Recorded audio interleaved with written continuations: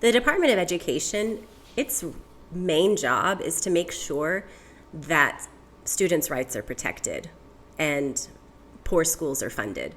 It's really Title I, making sure schools are funded, and 504 plans, making sure that special needs students have their needs met. That's really the purpose of the Department of Education. It's a lie to say that they produce curriculum, because they don't. The states do, except they do now. It's so funny how Republicans lie and say that something's happening when it isn't, and then when they come into power, they actually make that happen because they're putting out propaganda curriculum in civics education next year, written by right-wing think tanks, Turning Point USA, Heritage Foundation, and Prager University. They have gutted the Department of Education. A lot of this is tied to eugenics. And if you don't know what eugenics is, and you keep hearing this term, eugenics is basically the idea that there should be a master race.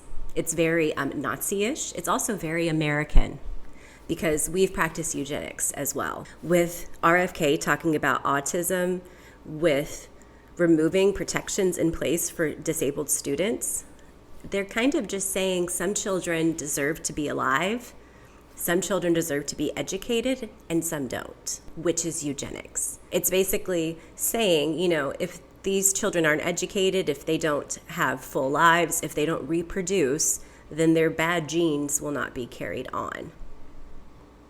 It's gross, right? We've been taken over by white supremacists, so eugenics is going to be involved. And RFK, I don't care that he's from a Democratic dynasty, he's a eugenicist. He believes autistic people shouldn't exist. He wants to root out the cause of it so that he can eradicate it, right?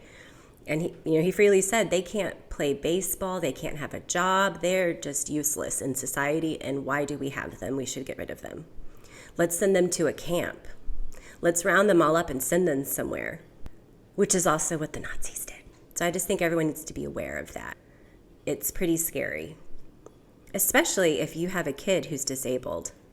And I know that there are tons of Christians and Republicans out there with disabled kids that they chose not to abort. I'm curious what they think about this.